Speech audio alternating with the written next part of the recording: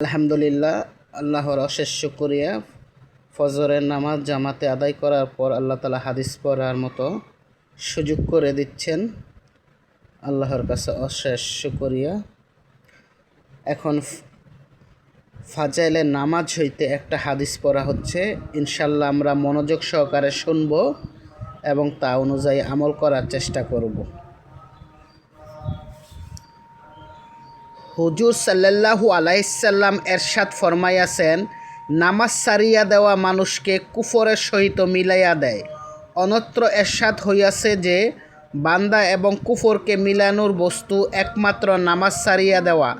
আরেক হাদিসে এরশাদ হইয়াছে, ঈমান ও কুফরের মধ্যে পার্থক্য হইল নামাজ ত্যাগ করা। এরূপ বর্ণনা আরও কতিপয় হাদিসে আসিয়াছে।